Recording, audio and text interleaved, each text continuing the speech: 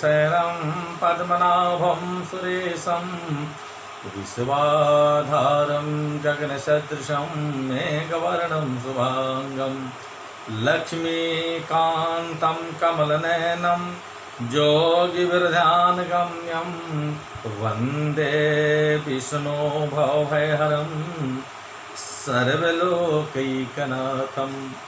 मैं सहायक professor doctor Dharmendra Tiwari, जुठालाल Sanskrit महाविद्यालय मझवलिया, पश्चिमी चंपारण, वेद विभाग। मैं आज वेद विषय के मीमांसा परिभाषा के द्वितीय प्रकरण में हम विचार विमर्श करने चल रहे हैं, जो कि शास्त्रीय प्रतिष्ठा तृतीय वर्ष में पढ़ाई जाती है। बच्चे ध्यान देंगे। जागांगतया सेन पक्षी विधौ तु स्वस्य स्वेनैवोपमानोपमीय भावः स्यात् स चायुक्तः तस्माच्छयेन तुल्यता वाक्यपदेशाच्छयेन पदं कर्म नामधेयं ततस्य अभिचरन् शत्रुवधकामः सेन नामकेन जागेन विचारं भावयेत् इति वाक्यार्थः।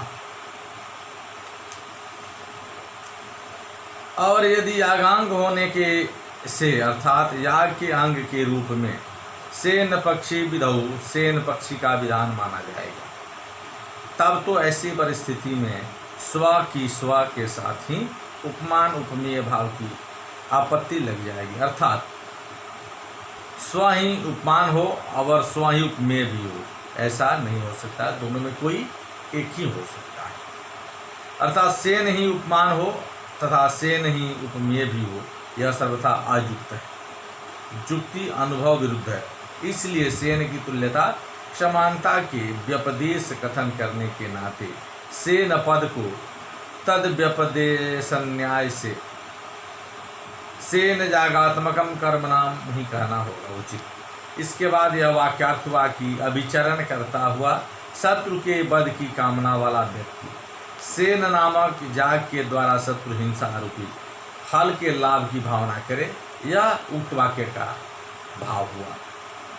नन्वेवमप्यभिचारस्यापि वेदोक्तत्वात् अविचारिके कर्मण्यस्ति कानामपि प्रवृत्तिः स्यादिति चेन्न वेदोक्तोऽप्यभिचारो वेदविहितो न भवति फलत्वात् फलं न विधेयं किन्तु फलमुद्दिश्य तत्साधनत्वेन कर्मैव विधेयम् इति सिद्धान्तात् अतो विचारस्य विहितत्वेन प्रत्यवायजनकत्वम्। नन्वेमपि अर्थात सेन को तत्प्रख्य न्याय से सेन याग नामधेयत्व स्वीकार करने पर भी अविचार अर्थात हिंसा विशेष जबकि वेदोक्त कर्म है, तब तो अविचारिक कर्म में आस्तिक लोगों की भी प्रवृत्ति का होना स्वाभाविक है, नेचुरली। अविचार वेदोक्त अवश्य है परंतु वेद विहित नहीं। अर्थात अविचार मन हिंसा विशेष वेद में उक्त होने पर भी उसका वेद में विधान नहीं है, क्योंकि वह विचार फल है। फलत्वात् और फल विधेय नहीं होता है, किंतु फल को उद्देश्य करके तत् साधनत्वेन फल के साधन के रूप में कर्म ही विधेय होता है, ऐसा सिद्धांत में कहा गया है। अतः अविचार वेद में विहित न होने से प्रत्यवाय मन पाप का जातक है या जनक है।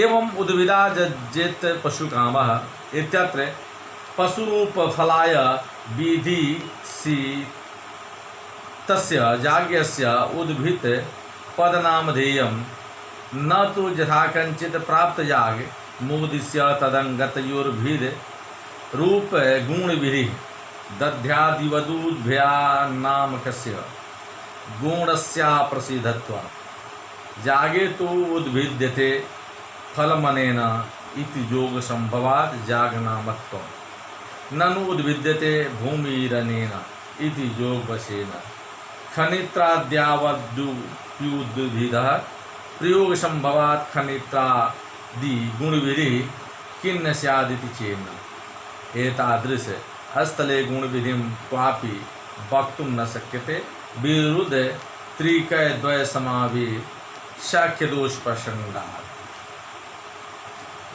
इसी प्रकार उद्भिदा जज्जेत पशु काम, यहाँ पर पशु रूप फल के लिए विधित विधानेच्छा विषयीभूत जो जाग वही उद्भिद पद का नाम ध्येय है, अर्थात उसी जाग का नाम उद्भिद जाग है जिस जाग के करने से पशु रूप फल की प्राप्ति हो। इसलिए यह नहीं हो सकता कि यथा कंचित प्राप्त जाग को उद्देश्य करके उस प्राप्त जाग के अंग रूप में उद्भिद को गुण विधि माना जा सके, अर्थात उद्भिद नामक गुण का विधान किया जा सके, क्योंकि दधि आदि के समान उद्भिद नामक गुण ही अप्रसिद्ध वस्तु है।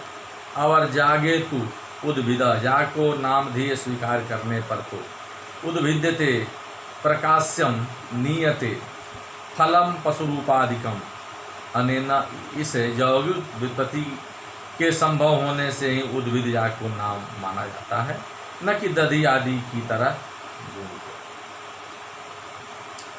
को। उद्भिद्यते भूमिरनेन, भूमि का उद्भेदन मन खनन खोदना होता है, जिससे इस यौगिक व्युत्पत्ति बस खनेत्र मन फावड़ा आदि में भी उद्भिद शब्द का प्रयोग जबकि संभव है, तब तो खनित्र आदि उद्भिद स्वरूप को गुण विधि क्यों न मान लिया जाए भाई, क्योंकि उद्भिद आदि स्थल में कहीं भी गुण विधि नहीं मानी जा सकती, अन्यथा विरुद्ध त्रिकय द्वय दोष के समावेश का प्रसंग आपत्ति हो जाएगा। विरुद्ध त्रिक विचार तथा ये उद्भिदा जजेत पशु काम इत्यत्र मानंतरेणा प्राप्तस्य जाग्यस्य अनुवादा संभवात् पशु कर्म क भावनायां करणत्वेन जागो विधीय जागेन पशुं भावयेत् इति ततस्य जाग्यस्य विधेयत्वं फलं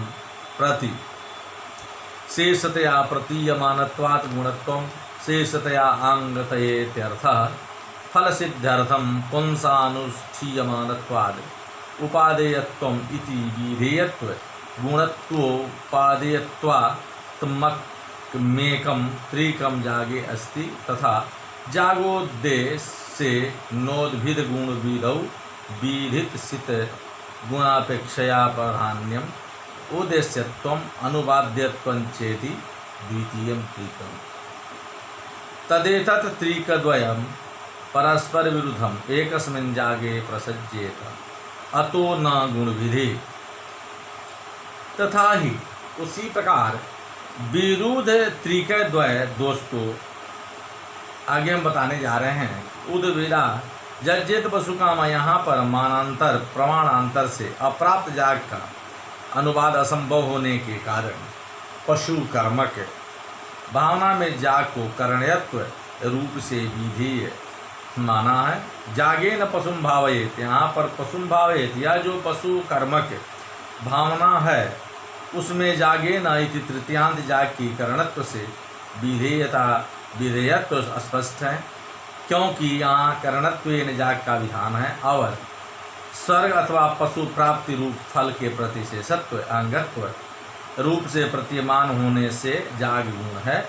शेषतया का अर्थ है अंगतया, तथा स्वर्ग या पशु प्रवृत्ति फल सिद्धि।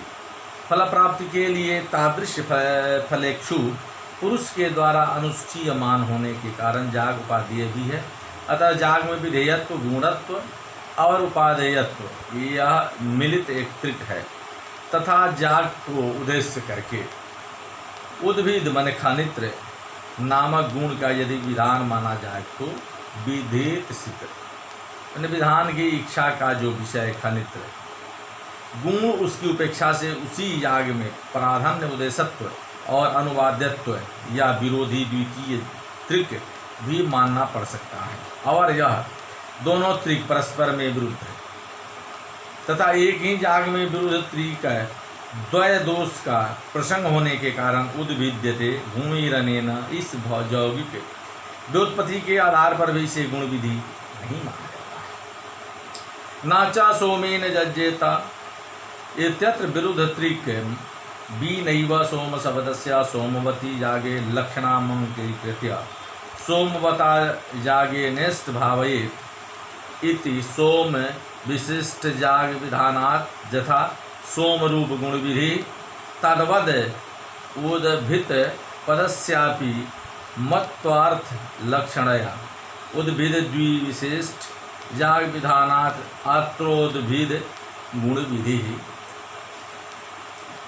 स्यादिति वाच्यम। सोमादौ गत्यंतराभावान् मत्वर्थ लक्षणया विशिष्ट विध्यंगिकारात् उद्भेदादौ नामत्वेन गति संभवाद विशिष्ट विध्यंगिकारायोगात् तस्माद्योग वसादुद्भिदादीनां नामत्वम्। पार्थसारथी मिश्रेणाप्युक्तं विशिष्ट विधि पक्षे तु भवेन् मत्वर्थ लक्षण सोमादौ गत्यभावात् सा न तत्र गति संभवात्। अर्थात सोमेन जज्जित यहाँ पर विरुद्ध त्रिकय द्वय दोष के बिना ही सोम पद की सोमवत मैंने सोम विशिष्ट जाग में लक्षणा करके सोमवता यांगेनेष्टम भावेत इस रूप में से सोम विशिष्ट जाग का विधान कर देने से जैसे सोमेन जजेत यहाँ पर सोम को गुण विधि माना जाता है, उसी प्रकार उद्भिदा जजेत यहाँ पर उद्भित पद की उद्भिद विशिष्ट जाग में मत्वर्थ लक्षणा करके उस लक्षणा से होने वाले उद्भिद विशिष्ट जाग रूप अर्थ के विधान के आधार पर यहाँ भी उद्भिद पद को उद्भिद जाग नाम परक न मानकर खनित्र गुण परक स्वीकार करते हुए गुण विधि ही क्यों न मान लिया जाए। सोमादि जाग स्थल में गत्यंतर का अभाव होने से मत्वर्थ लक्षणा के द्वारा विशिष्ट विधि का अंगीकार करना पड़ता है और उद्भिदादि स्थल में यौगिक अर्थ स्पष्ट। अतः उद्भिद पद को उद्भिद जाग नाम पर मान लेने से यदि गति संभव है तब इसे विशिष्ट विधि का अंगीकार करना व्यर्थ है। इसलिए योग वसात उद्भिद पद को उद्भिद जाग नामक स्वीकार करना ही सर्वथा उचित है, ऐसा जानना चाहिए। तथा चित्र या जजेत वसुकामा इत्यत्र चित्रापदम प्रजापत्यनामधीयम दधि मधु घृत मापो धानास्तंडुलास्तत् संसृष्टम प्रजापत्यम इति समानाधिकरण्यात् जो दध्यादि द्रव्य खटकस्य प्रजापतिर्देवता संबंधः श्रुतस्तेनानुमितो जागो विधीयते विहितस्य जाग्यस्य फलाकांक्षायां चित्रया जजे इति वाक्यं फल संबंध विधायकं तत्र फलार्थत्वेन पुनर्विधिरिति तस्य प्रजापत्य याज्ञस्य दध्यादि विचित्र द्रव्यकत्वात् चित्रापदं कर्म नामधेयं न तु अग्निशोमीयं पशुमा लभेत् इति वाक्य प्राप्त पशु जागम जजेत इत्यनुद्य चित्रत्व रूप गुणद्वय विधानम मानांतर प्राप्तम कर्मोद्दिश्य तत्रानेक गुण विधाने वाक्य भेदात तदुक्तम। अर्थात तथा मैंने वाक्य भेद के भय से ही चित्रया जजित वसुकाम है। यहाँ पर चित्रापद प्रजापत्य नामक जाग पर रखे क्योंकि दधि मधु घृत आदि से तंडुल पर्यंत 6 वस्तुओं से संश्लिष्ट और संबंधित को प्रजापत्य कहते हैं। इसलिए प्रजापत्य और दधि आदि पदों के समान विव्यक्तिकत्व रूप समानाधिकरण से प्रजापति हैं देवता जिसका, ऐसे प्रजापत्य जाग के साथ जो दध्यादि खटक 6 वस्तुओं का संबंध श्रुत हो रहा है और उससे स्पष्ट है कि दधि आदि 6 वस्तुओं से संपन्न होने वाला प्रजापत्य जाग है, ऐसा अनुमान होता है और उसी अनुमित जाग का यहाँ पर विधान किया जा रहा है। तथा उस विहित जाग का क्या फल है, ऐसी फलाकांक्षा होने पर चित्र या जजेत इस वाक्य को फल संबंध विधायक माना जाता है। वहाँ फल संबंधार्थ पुनः विधि वाक्य की आवृत्ति कर लेनी चाहिए। एवं वह प्रजापत्य जाग दधि मधु घृत आदि विचित्र द्रव्यों से संपन्न होने के नाते चित्रापद से भी कहा जाता है, अर्थात इसे चित्रायाग भी कहते हैं। अतः चित्रापद कर्म नामधेय है, अर्थात चित्रापद चित्राजाग प्रजापत्य जागात्मक कर्म का नाम है, न कि